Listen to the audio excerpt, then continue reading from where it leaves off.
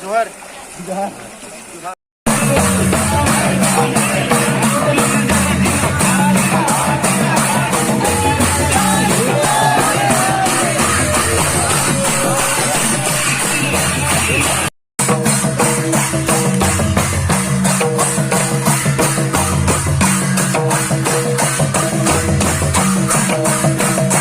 teacher বিলাকৰ কাৰণে আমাৰ যেটো স্যালাৰি আছিল এই স্যালাৰিটো দৰমহাটো বঢ়াই দিব লাগে বুলি কৈছে সেইটো আমি বঢ়াই দিছো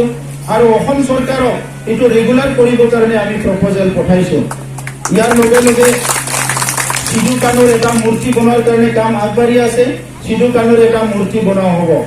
ইয়াৰ বাহিৰে এটা ভৱন আৰু এটা ভৱন কোকৰাঝাৰত আমাৰ সান্তালী সকলৰ কাৰণে এটা ভৱন বনোৱা হ'ব যিখিনি শিক্ষা দিশৰ সমস্যা আছে কিন্তু সমাধান কৰাৰ কাৰণে আমি কিছুমান কাম আগবাঢ়ি আছে আৰু বহুত পলিটিক্যাল ইস্যু আছে আমাৰ সান্তালী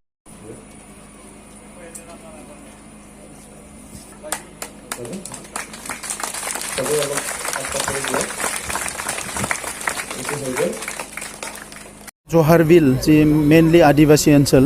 दा बेवहाय माखासे सुबुङा रायजो जानानै दङ थांनाय बोसोरफ्राव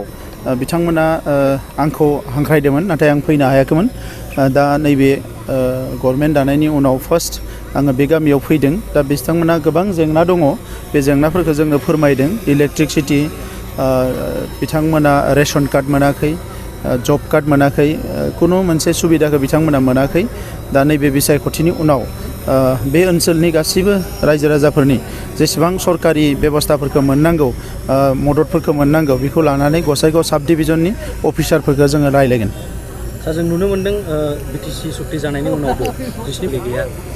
बेयो जोबोद दुखुनांथाव जादों बे ओनसोलल' नङा बिटिसिनि 19 बोसोराव गोबां ओनसोलाव कुनु सुबिदा मोनाखै लिडारफ्रा माखासे टाउन सहरावल' कनसेन्ट्रेट खालामदों मेक्सिमाम बै समनि पलिटिकेल लिडारफ्रा गावसोरो टाउन सहराव थांना न' लुहैदों आरो बेवहायनो बिथांमोना कनफाइनमेन्ट मोनसे सिन्तायाव थादों दा नंखायनो गामि ओनसोलाव आदिबासि बा सान्थालल' नङा बर' गामिफ्रावबो गोबां जेंना दाबो दङ गुबुन हारिफोरनि गामिफ्रावबो गोबां जेंना दङ दा बेनिखायनो बे जेंनाफोरखौ सुस्रांनो थाखाय जोङो नैबे गोदान सरकारा जोङो गासैखौबो स्टाडि खालामगासिनो दङ रिपर्टफोरखौ लागासिनो दङ अफिसारफोरखौ जों फाथायहरगासिनो दङ बिथांमोननिफ्रायबो जों रिपर्टफोरखौ लागासिनो दङ आरो फैगौ नैबे नभेम्बरनि उनाव जोङो बे ओनसोलफोरनि जि